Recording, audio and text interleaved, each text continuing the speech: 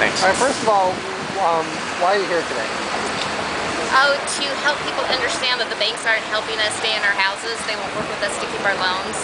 3 years ago, my income was cut in half.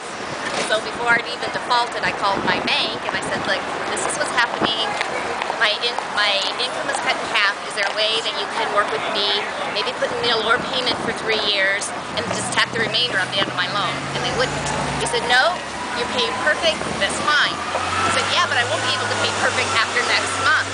And then after I was a couple of days down, I called them and asked if they could put me in a forbearance, and they wouldn't because the new loan amount I didn't qualify for. I said, exactly. So half of my payment I don't qualify for on my current income, but you won't rework the loan.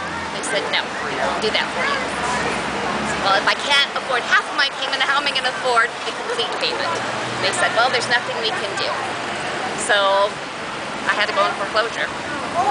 And they would not work with me. I offered them 3 or 4 different ways to work, because I've come from the mortgage industry. I was an underwriter. I was a VP of operations, and I knew how to rework the loan. And I gave them several options. I asked them to, okay, can you just extend it out to 50 years? And then once the economy starts picking back up, my income gets back in line again, we can get it back on track again. Nope, we can't do that.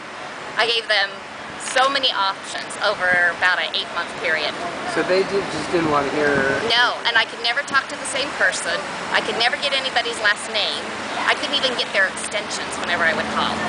So you're someone who knows the industry, wants to pay, doesn't want to foreclose. I did not want to lose my house. I put money down on my house. I didn't do the 80-20. I put my own cash from a previous home I sold. So I had my own dollars in my property. I tried to do everything I could. I wasn't one of those that did those stupid 100% loans that adjusted for years and they couldn't afford the payment. My income got cut in half. And I tried everything I could to work with them. So, are you upset with Chase or the Big Four? The Big Four.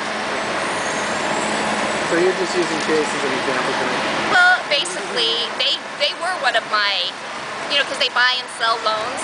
So I did make a payment a few times to Chase.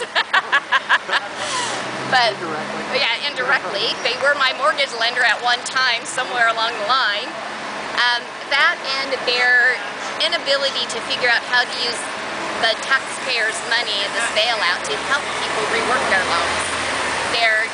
It appears to be, David will be able to tell you better, but they're more willing to foreclose on the homes, keep that book of business in their bad loan file, and then go and get new people in. And then the government's going to help them get rid of the bad book of business, instead of working with the people that keep them in business. It's our money that they're managing, it's our money, it's our fees that we pay them that keep them in business, but then they're not willing to help us keep our home. I didn't just go default. I called them before I was even late.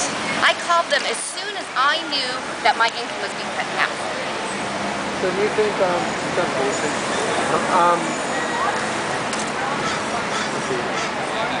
they wouldn't have had that foreclosure on their books if they would have worked with me. I could be still making the payment. I was out of work for a while, but if they would have worked with me, I could have kept making payments to them. I didn't ask them to say, hey, don't let me make payments for a while, maybe save the house. I just wanted them to lower it. So you heard, when you initially heard like all this money was going to help the banks from the government, what did you think?